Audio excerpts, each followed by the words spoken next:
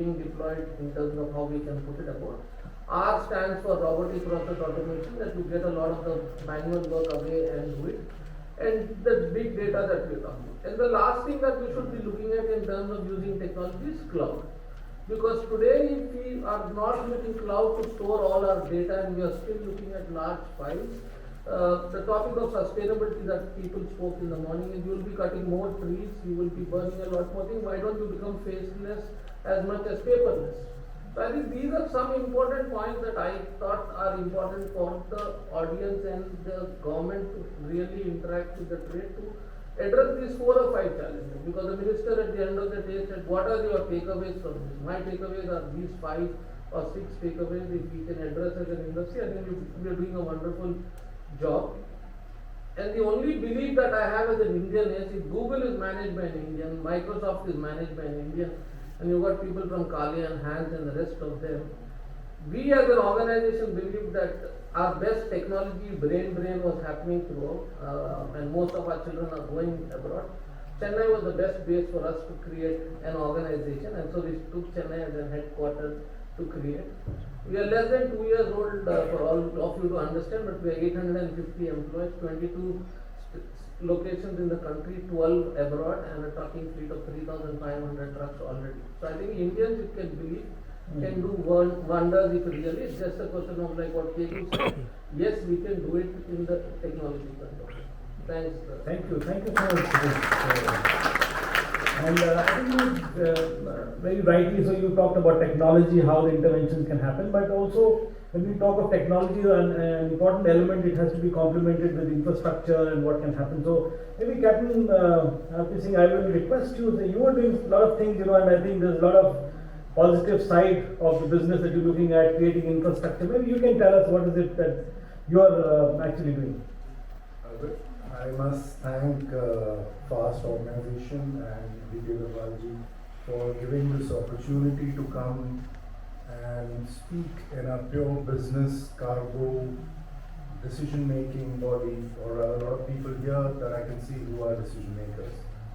There's a lot of conversation which is happening about challenges and all the issues that we have faced in COVID, and the big realization all across the chain that cargo logistics भी कुछ चीज़ है और इसकी ज़रूरत है. That realization itself in a socio-economic fabric is a realization where government and the entire downstream economic system would probably start making their long-term plans and plans to look at business. So far in the seating that I have been here, we have listened to practically every aspect, digitization, data, and a whole lot of things.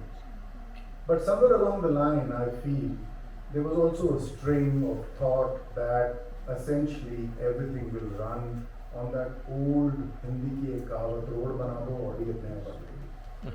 So essentially it translates into creating open-ended, growth-oriented infrastructure systems which enable all these private organizations and the growth of the country to have a platform where you can demonstrate the best of your skill. The whole aim is that in the next 10, 15, 20 years, when Asia Pacific becomes the power center, the economic power center, we should stand alone and stand strong. We have already started working on this in great detail. Infra plays a very big role. Today I am actually behaving like a sponge and just listening on, because all these things are what we need to adapt to make a system which delivers quality and world standard. Few things that I feel somewhere along in this line would be word of caution, but you need to watch out for them. These are the challenges we feel across the country today. One of them is across all sectors is an engineering challenge, which essentially means that we need high quality engineering solutions, not just IT. IT needs to convert into hardware or brick and mortar. So that is one challenge, I guess, somewhere along. We need across the board to have an industry certification, an established standard, Because any model that we follow, whether it is the European model, whether it is the American model, we need to adapt. That adaptation itself will probably follow a process of a Mac burger, aloo tikki burger. You know, it has to follow that concept. This needs to be written together as a philosophy. That is what I really appreciate General VK Singh giving a directive that we are looking for these ideas. We keep looking for ideas which are implementable. Because there are lots of things which look very nice as a concept. But when you want to convert this, what is the CVA? The numbers that you have shared with us. So essentially what I am coming to the second thing is the reliability of data, effect of artificial intelligence, and into data collection and decision making. This is something all leaders should watch out for. Because artificial intelligence essentially, the way I understand, I'm more expert, is algorithmic. So if there's a swing one side, it will probably make you take a decision on that side. And that is one of the challenges that we may have, where we may not be able to reach the hinterland. We may largely concentrate on profit centers. That will completely alter the entire logistic approach of a common market. So these are few of the things that I'll bring on here. However, there are, when we speak about the project about HISAR, our Honorable Deputy CM has in fact given us a good amount of time, fantastic leadership.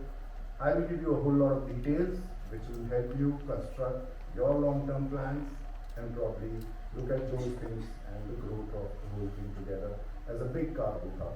New concepts, I'll share with you. Thanks a lot.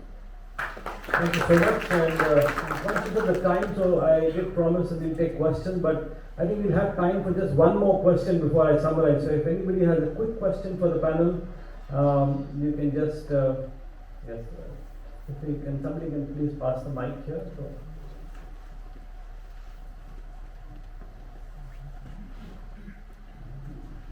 I'm Dr. Divakar Goyal. I'm Chairman Aero Academy of Aviation Science and Management and former Executive Director of Automotive Media. You see, we had been talking in cargo about dwell time. It used to be 25 years back, 24 hours. National Aviation Policy spoke about 8 hours dwell time, truck to air to truck. What happens, you see the cargo comes, the delivery point is very important. You are talking at the national level, dedicated freight corridors. What about a corridor from airport to the main highway? You see, the dwell time you reduce to 8 hours. It's very fine.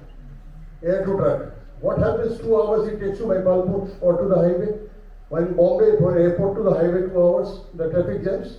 Can't we think the cargo people, decision makers here, to talk about a dedicated freight corridor from airport to the main highway? Yes. Well, thank you. You want to take that paper or you want to? I'll take that. There are some things your point is absolutely valid. In fact, this is one of the first things that we grapple when we design a big aviation hub. Is not just dwell time, it is how fast you can come out and how fast goods can go out, goods or people. So there are few things which we जो हमें विरासत में मिली और जो आगे की चीजें हैं वो हम डिजाइन कर सकते हैं.